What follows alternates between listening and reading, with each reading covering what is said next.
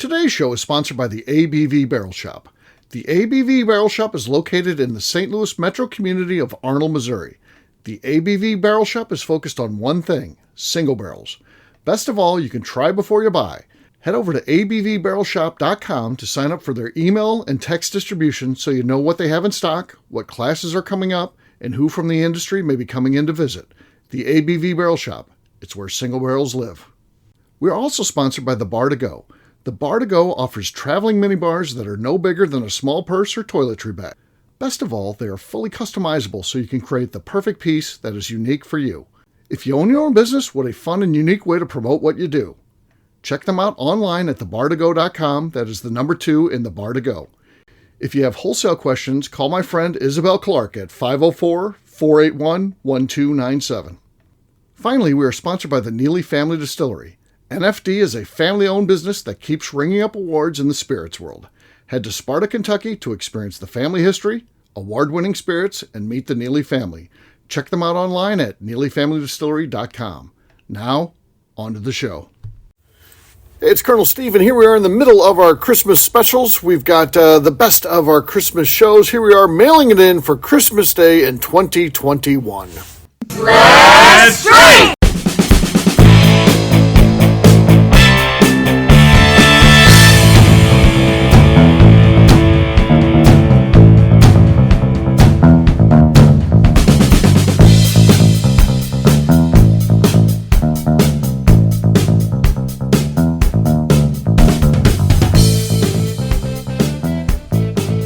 Welcome to the Bourbon Daily, the podcast about everything bourbon delivered to you every day of the week. Today on the show, we are mailing it in for Christmas. My name is MacLeod. Please join me in welcoming my co-host, Steve Akeley, along with our special guest, Dana the Dreamer 6, Heidi Fosnot, and that's it. Hey, gang, what's up? Happy holidays. Happy holiday. Merry Christmas, everyone. Hopefully you're having a great day. One and all. Yeah. I don't know when you'd be listening to this. You know, we're talking presents in the morning, probably driving over to someone's house, maybe. Maybe that's when you're catching us. Or maybe you're catching us later. I don't know. But hopefully it's... Yeah. I don't know. Yeah, Christmas Eve, sitting in your hot tub. Right. What do you guys do for Christmas typically? Well, Dana's got a thing that's going to be kind of the show today. She's got these random questions. We might get to that after the break, though. For right now, let's talk about Christmas Day plans. What would be your Christmas Day like? You may already have it planned out. You might not. Just tell us, if you don't already have it planned out, tell us what you think it might be like. MacLeod, we'll start with you. So actually, now that I'm married, it varies year to year, because sometimes my husband has the kid and we have to do the Santa thing Christmas morning. And then sometimes he doesn't have the kid. It just depends on whatever their schedule is. Mm-hmm. And then if we don't have the kid, we just kind of like day drink. Chris and I are bad about giving each other our gifts as soon as they arrive. So we really don't have presents for each other Christmas morning. So yeah, his present can come December 10th. I'm like, here's your present, because we can't wait. And he does the same thing for me. So we don't do each other's presents Christmas Day. Well, that's sad. That's very sad. No, it's not, because we get excited during the whole month. But are you sure? It seems like he's being set up here. I could see MacLeod being like, I want my gifts now. And then on Christmas Day, be like, well, wait a minute. Where's my Christmas gift? No, I do get mad when he doesn't do my stocking. But gift-wise, no. As soon as it arrives, we're just like, here's your present. But we don't do Christmas with my parents Christmas Day, because my brother refuses to leave his home Christmas Day. Well, he's got 6 kids, so. I know. So he's like, I just want to hang out with my kids and do our presents. I can get that. I get that. I had one kid and I felt that way. Now, that never happened for me, but I always felt I just want to be at home on Christmas Day. Yeah. So we do Christmas Eve with my parents. Christmas Eve night, we go to my parents' house. We do our meal, our presents there. Now I kind of feel like I'm like, well, if mom and dad want to come play games, they can come over here, or we can go there and just like hang out for the day, because I don't really care about staying home. But it just kind of depends if we have the kid or not now, honestly. Yeah. Okay. Yeah. All right. Heidi, what do you guys do for Christmas Day? Again, it's kind of like MacLeod. It depends. So this year, we will have Christmas Day at our house, but it will start about between 2 and 3 p.m. Okay. Everyone will come over. Jim and I, this year, we already know what the presents are for each other. So we acquired a boat about 2 months ago. Yeah. So, we decided that for the entire family, we were doing a big gift to add on to the boat because, we have property out at one of the lakes out here. So we're doing that. And then the other Christmas present that we're giving to each other is Key West. So I heard you're going through the grapevine. Yeah, we're going Friday. So do what? I heard you're going. I mean, yeah. So we're going now. So then all the kids will come over between 2 and 3. We'll have some hors d'oeuvres set out, and then we'll open gifts, and then we'll have dinner, and hopefully they'll all hang out for a while and, just kind of sit around, talk and everything, and just have family time. Family time. Okay. Dana, the Dreamer, 6. What's a Christmas day look like for you? Well, we've kind of done the same thing for the last few years. We do stockings with my boyfriend and I on Christmas Eve, and then we get up and we kind of get ready and we go to my brother's house because he has 3 kids, and we do Christmas with them around 1:00. And then we go to my parents' house right after and have a nice drunken Christmas thing with just my parents. And it used to be my granddad, but he passed away this year. So be our first year without him. And then when we're done, we come back to our house and the boyfriend and I do gifts. So it's an all-day event. Gotcha. Yeah, Christmas is kind of an all-day thing for me too. So it'll start out in the AM. Daughter who does not live at home anymore will come in and open family gifts. So we'll do that. So it's gifts, stockings, and then we do scratch offs too. So it's a big scratch off day for us. We buy them throughout the year. Every week we buy lottery tickets throughout the entire year and then scratch them all off on Christmas Day. So that's cool. That's a Christmas tradition. Hey, I'm actually glad to know that scratch offs are a thing because my dad buys them for my mom. I'm like, is this tacky? Do people do this? Oh, you can win money. Yeah. No, Jim does it. Jim does it. He puts scratch off, the scratchers in everybody's stockings. Yeah. This man will spend like $100 on scratch offs. I'm like, is this really what people do? Okay, good. Sure. Steve, going back to that, so you said you guys buy them throughout the year? Yeah, so every week we have a budget, so we spend $8 a week, whatever that equates out to, and then at the end of the year we scratch them all. So, and they're mixed up. They're some are $1 ones, some 3, 2, 3. Good for 3 to 6 months. Oh, we know that going in, and so they're good. They're good once they end. They're good for 6 months after that or whatever. You just watch them. You don't buy them randomly. If you're doing this, you know that you buy ones that are either just starting or the end expiration days. You don't buy ones that are in the middle and nearing the end because they would end before that. So you could start like in June and know they're fine. Automatically, once you hit June, you're automatically fine no matter what, because even if they ended the first day you bought it, they'd still be fine. But so we buy the ones that are launching and or going to be ongoing. So it's all on the Missouri Lottery website. So you just follow along. So I know we're kind of going off track here, but with the scratchers, one of the things that I do is, because I work in retail and I know how hard it is for retail workers, I buy dollar scratch offs, and usually I'll do about 20 tickets a week. Right. And if I'm in a store or I go through a drive-through or I go to a restaurant or something like that, that's something that if I get good service or even halfway good service, I'm like, here, have a scratch off. Here, have that's a great idea. Oh, I love that. That's nice. Yeah. That is nice. That is nice. So I do it at work. So that we do the scratch off thing. We've never hit it big, but it's not uncommon to cash out $150 and stuff like that. And I've never actually won. It's always been either the warden or Kat, my daughter, that have ended up at the top. You always win something. I don't know. Probably at the bottom you win $75-$80, and then at the top end probably $200. But I don't know. It's interesting for sure. One of these years maybe somebody will hit it big, but we'll see. We have a process for that. If you hit it too big, then it goes back to the house, and we divide it up appropriately. There's accounting agreements up front. That $10,000 and not yours. Right, exactly. The kid hits the $1 million one, and we're like, that's all. It's a family gift. That's all figured out up front. We do that. Yeah. Then, so that's done, mid-morning, and then Kat usually goes home for a while, and then about sometime, I don't know, maybe 1:00 or something like that, my niece and her parents come over. So my in-laws, my brother and sister-in-law come over and spend some time with her. And then Kat shows up at some point. My mom shows up and everybody's kind of there. It's kind of a little family time because she's still young. She's probably 9 or 10. So you get to have some fun with a kid around Christmas time. So she, big into the gifts still and all that kind of stuff. And then they leave. The brother and sister-in-law and Tessa, my niece, leave, and still leaving my mom and Kat, and then usually Kat's boyfriend or whatever.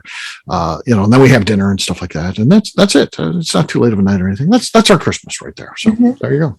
That's what we're doing today. So there you go. That's a little bit of a look at our Christmas traditions.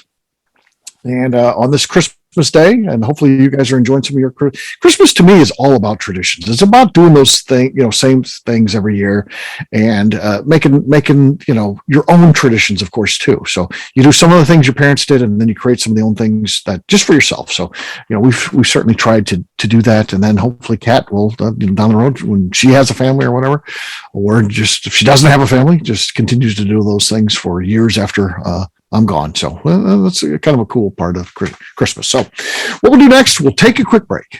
And then when we come back, we're going to have some fun. Dana's going to have these questions. We're going to be answering them. Supposedly they're Christmas related. It's a game. But we'll drink first. What is everyone drinking? We'll start with Dana because she reminded me. What do you got there, Dana? I'm so excited. You was going to let it go to break. Yeah. No, I was not paying attention.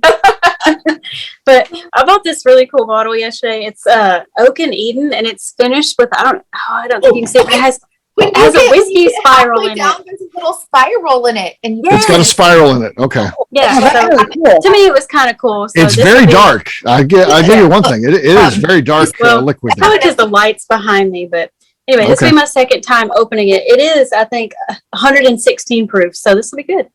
Okay. Okay, very good. Very good. That could be good enough. We'll see. I've got Truth and Spikes here. I've got their double oaked, so it's finished in a smoked barrel. Of course, they add smoke to the barrel, adds a little bit of smoke component to it. I know that master distiller Brian Smith worked on this with Andrew Webrink. Of course, we know Mr. Webrink, and he comes up with an idea, and then Webrink helps him put it together. So that's very cool stuff. Brian Smith reached out to me this past week and said, "What's McNew's address? We want to send her some samples." I'm like, do you need my address? He's like, no, we're good. We don't need to send you anything. We want McNew's address. I'm like, okay, all right. So but I've been meaning to take Chris because he's gonna love their 4-wheeler tour. The tour we did. Chris really wants to go. So McNew, they're sending you samples and stuff. Not me, but I love Hard Truth though. So I'm not mad at them. It happens. McNew's from Indiana. I guess they want to take care of their Indiana. I took fantastic pictures there at Hard Truth. Oh yeah. I used to Red Eagle. Oh God, yes, true. Here we go. No, not a lot there. But I'm going to do a traditional last show pour. Oh wow! Yeah, there you go. Oh. So that'll be full. So Freddie Mills will be here later. Yeah. All right, McNew, what do you got? Dana's got the lead. I have a twist off. I'm going to do some very limited. Not a lot left. Weller 12. Weller 12. Okay. Twisting it off. That's an old Weller 12 because they don't have twist offs anymore. So and we've had it a minute. It's been here a while. Yeah. All right, Heidi, what do you got? I got some Sazerac. Okay. All right. New bottle, of course. Dana, sorry. Dana's finally in the hunt, and this happens to her. Heidi, once again, has bought the Cork Pop Challenge, brand new bottle, and she wins. So I'm sorry, Dana. Dana could have got her cheese shirt, but she can't. Merry Christmas. Yeah, Merry Christmas. All right, we'll take a quick break, and then when we come back, we're going to play in this game where we ask random questions that are basically on a card. So we'll guess what they are, and we'll do that in just a few.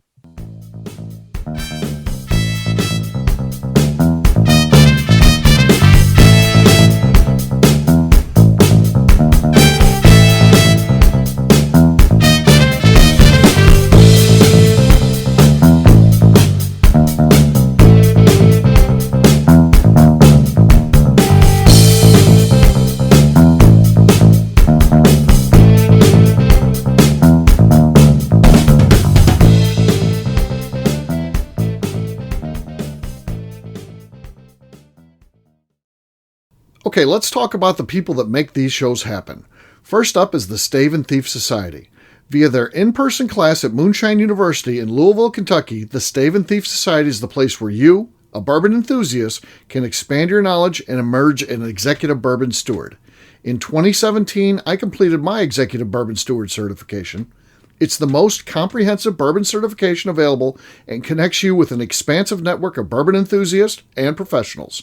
Check out the full listing of in-person and online certifications and join the society today by enrolling at staveandthief.com. Speaking of executive bourbon steward certification, the ABV Barrel Shop in St. Louis, Missouri has developed a unique partnership with the Stave and Thief Society to offer a preparatory class to assist you in getting your executive bourbon steward certification. This prep class costs only $25 and is available to take live or online via Zoom. Graduates of our class receive a coupon code good for 15% off your executive bourbon steward certification held in Louisville, Kentucky. This saves you almost $90. Additionally, you can collaborate with fellow attendees to split travel costs when you go to Louisville. If you're interested in signing up for the class, simply head over to abvbarrelshop.com and check out the classes and events page. Last but not least, we are sponsored by Neely Family Distillery. Royce Neely is the 11th generation distiller in one of America's oldest distilling families. A visit to Neely Family Distillery takes you through family history, where you can see all the artifacts and newspaper clippings through the years from this family that started distilling in America after James Neely arrived from Northern Ireland in 1740. Today, Royce Neely and his team are crafting some of the best spirits in America. Their bourbon and absinthe offerings keep winning top honors in the spirits competitions. Recently, their absinthe made history as the first platinum winner in the absinthe category at the San Francisco Spirits Competition. Neely Family Distillery is definitely a bucket list destination if you are a bourbon fan.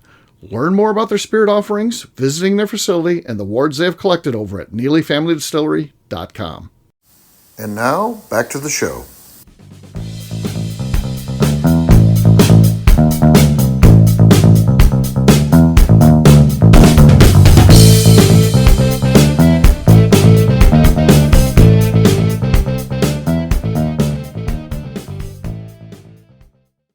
All right, great job today, gang. Fardians, we'll have a brand new show for you tomorrow. We'll be mailing again, once again. Take care, everybody. See ya. Happy Festivus. Later. Bye, Happy Festivus. Yeah, happy Festivus.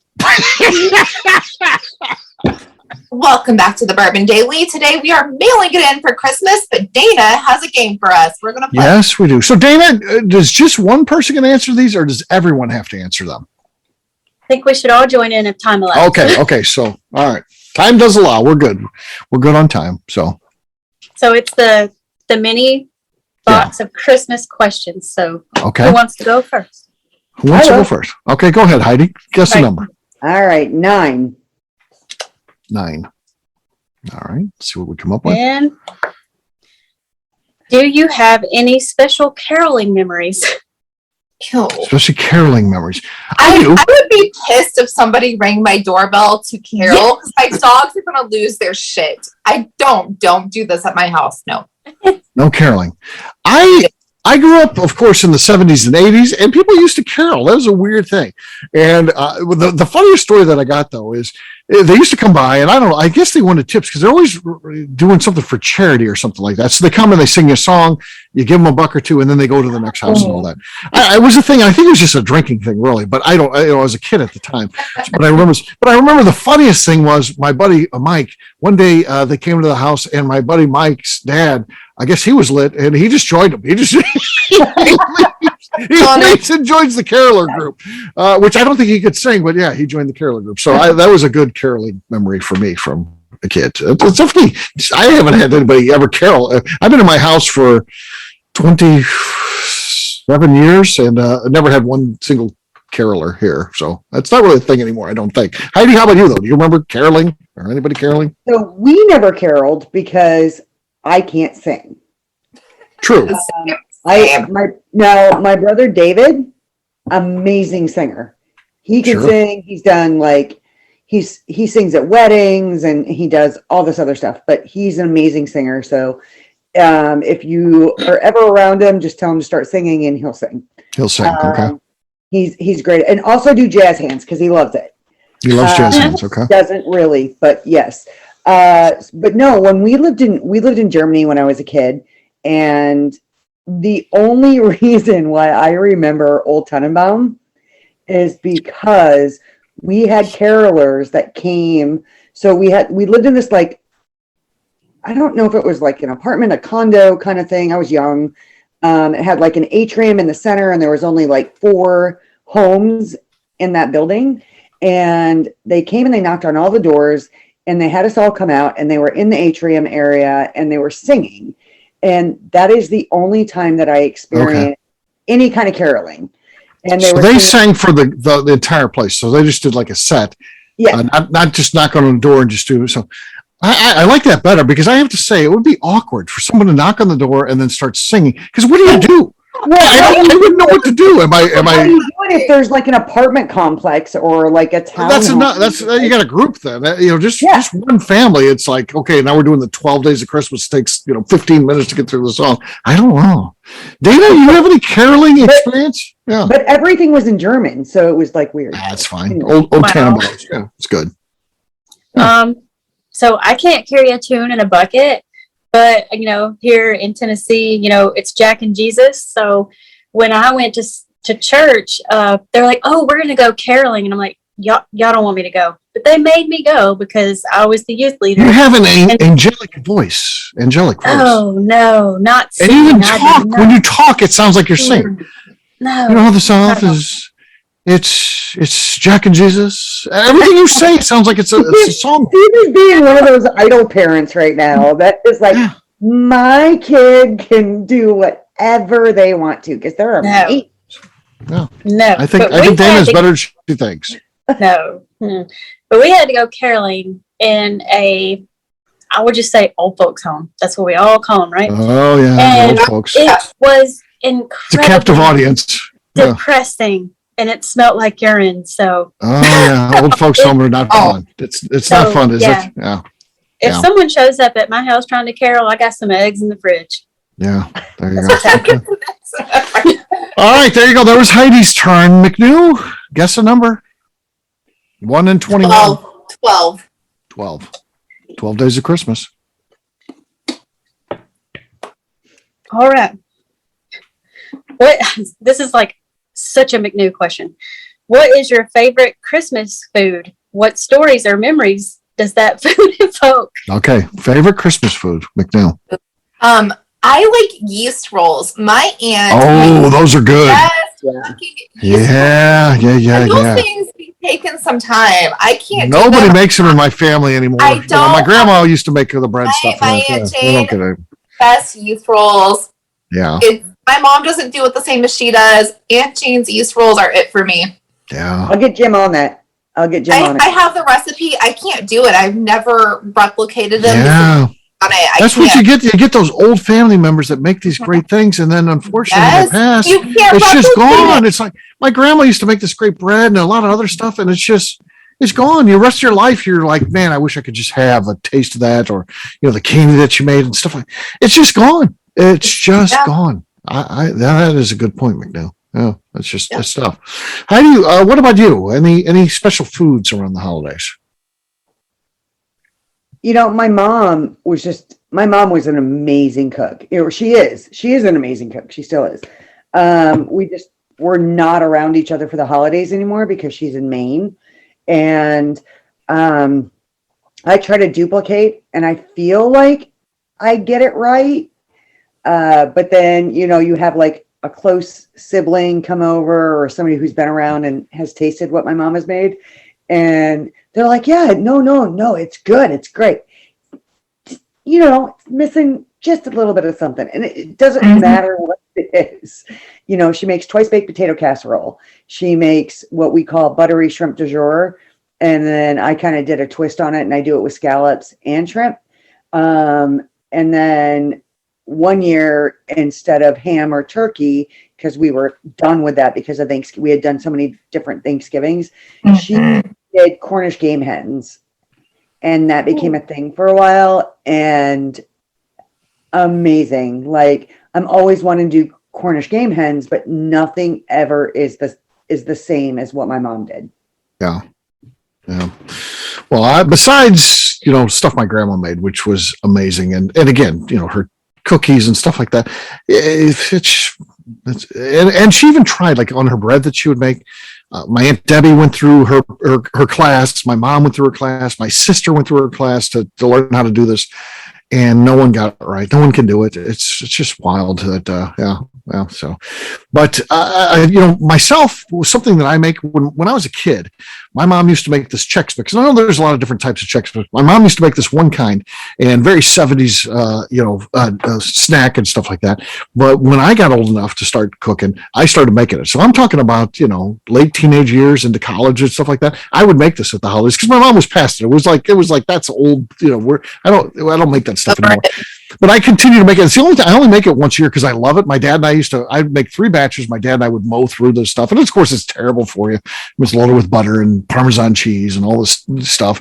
And, but I love that stuff. And that's one thing that I'll make just once a year at Christmas and very much look forward to that. So that's a Christmas tradition, for me, something that I do. So how about you, Dana? Anything you food wise tied to the holidays? It's not any holiday if my dad does not make dumplings. He makes dumplings from scratch, and that's the only way he'll do it. He'll make chicken and dumplings a few times a year, but at Thanksgiving, when we have that, I always make sure he brings them. At Christmas, he has to make them. That's and then cool. My birthday's in, That's cool. I'm just saying that's a neat thing. Yeah. Well, and so my birthday's in June, and my mom's like, "What do you want for your birthday lunch?"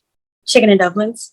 In the middle of summer in the South, I'm having chicken and dumplings because I don't know. I need to sit with him and watch, but I feel like Manera, it doesn't matter how many times you have a recipe from someone. You can't make it like they do. I just got her hand raised oddly for some reason here. I don't know if she likes chicken dumplings or. I'm coming for your birthday. Lunch, you are invited. Whatever it is. Heidi wants to be there, so I'm going to be there. You're in because, like, I try to go to people's houses and they're like, "I made chicken and dumplings," but they make the dumplings with the biscuits cut, and I'm like, "No, that's not how you do it. That's not how you do it. That's wrong." No. Yeah. All right, I'll go next. Well, Dana will save you for last. I'll go 13, number 13, lucky 13.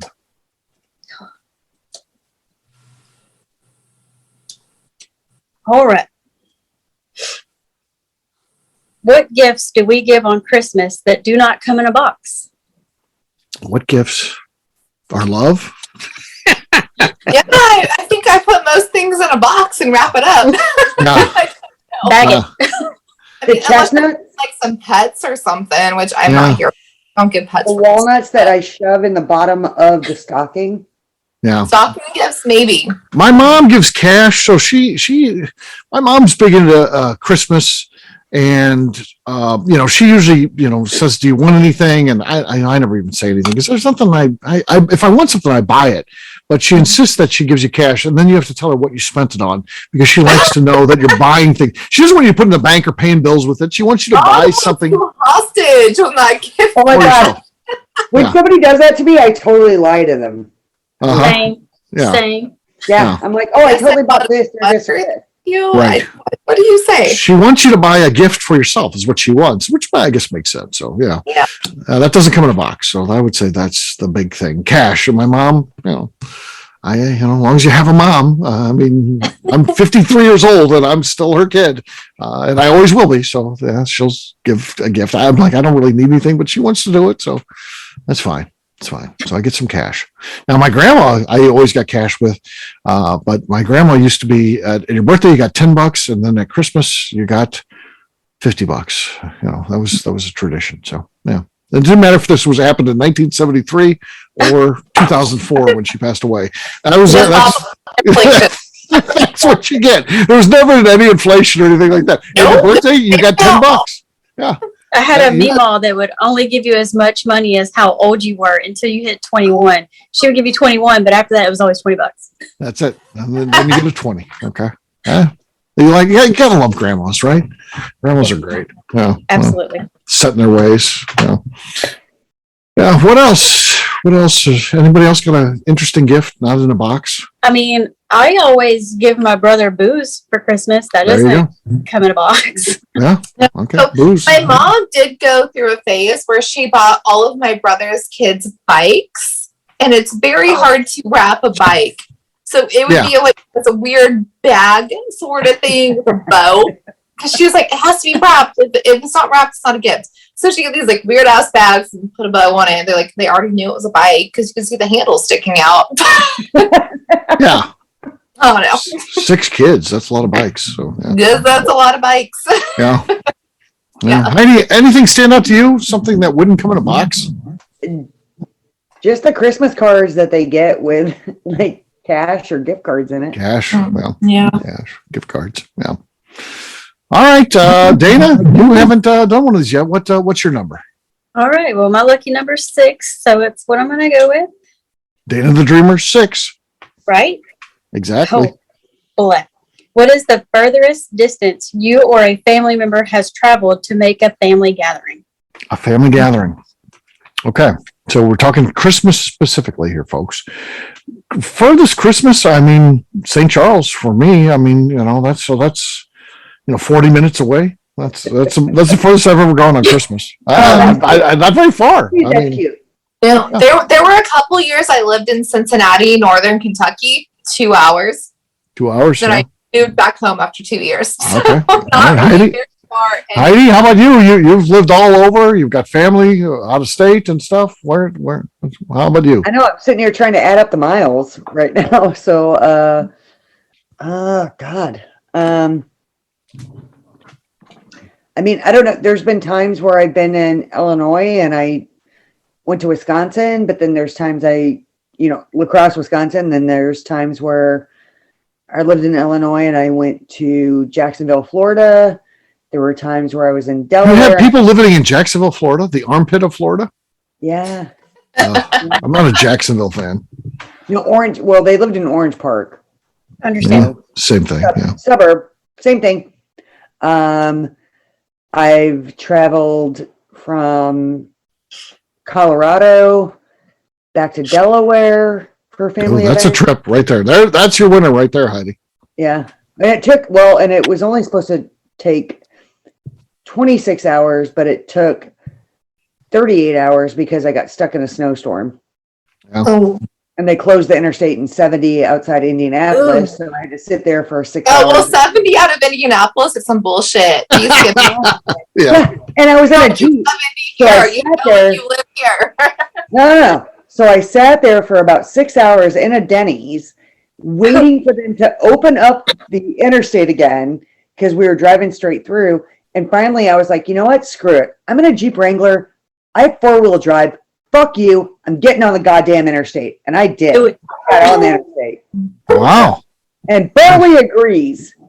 Yeah. There you go. Dana, how about you? Furthest you've had to travel for the holidays? Well, thankfully, I've always been just a nice in-state traveler. So even when I was a kid, my family lives in like Springfield and Clarksville, which are up on the Tennessee-Kentucky line. So maybe 2-3 hours. But now with my boyfriend, his parents live in Knoxville. So we go there, and that's about a 3.5 to 4 hour drive. Okay. So that's really the furthest. Yeah. All right. Let's I do have a one. bonus question. Let's do a bonus I lived question. in the stats. One more. And I feel like this is a perfect question for all of us. Okay. What is your Christmas wish? Christmas wish. Okay. McDoom, we'll start with you. What's your Christmas wish? Like, I don't want to be a downer, but I just hope my fucking dad comes home. Like, it's not been a great month. So, Yeah. We're in December here as we record this.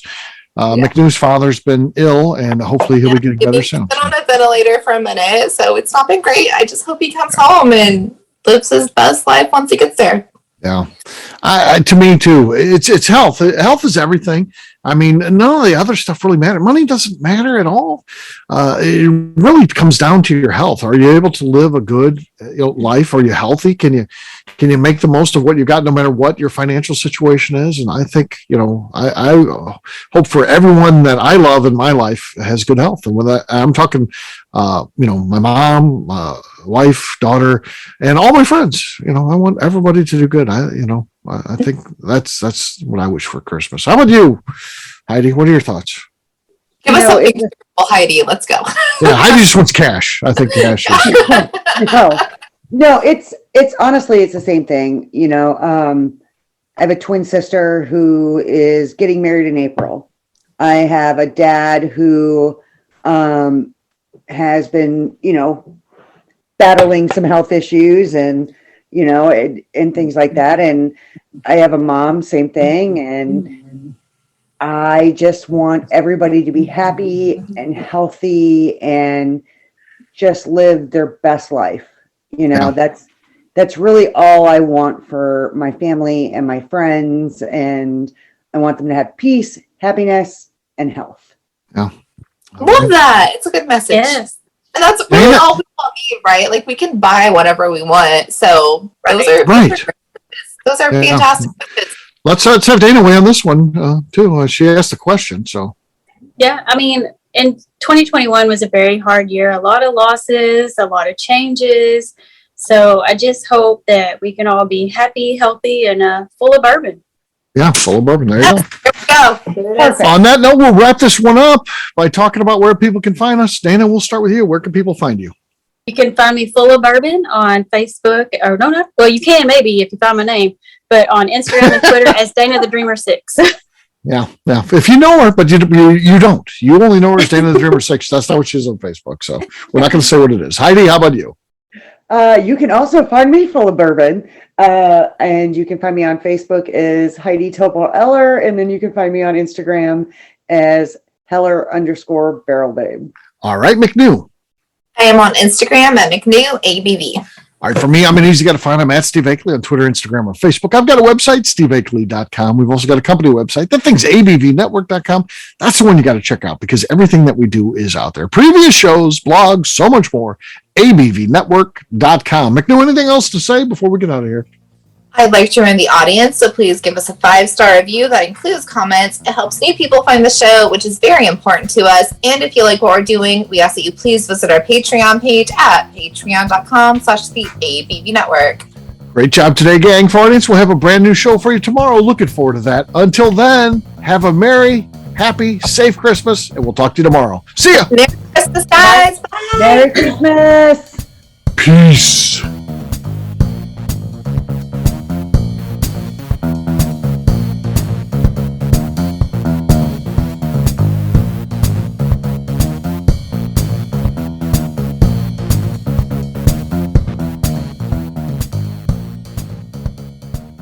Before we let you go, let's talk about one last thing. The ABV Barrel Shop in the St. Louis community of Arnold, Missouri. The ABV Barrel Shop is focused on a couple of things. First of all, single barrels.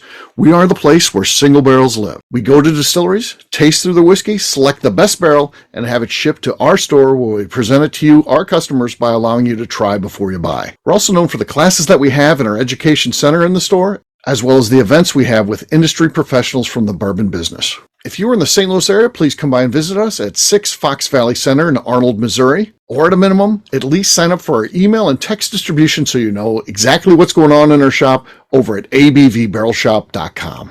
This is Steve Akeley, owner of the ABV Network, signing off. We thank you for listening to our programming and truly appreciate your support. The Bourbon Daily is part of the ABV Network. For more information or to become a sponsor, please visit abvnetwork.com. Thanks for listening and cheers. This has been a Steve Akeley production.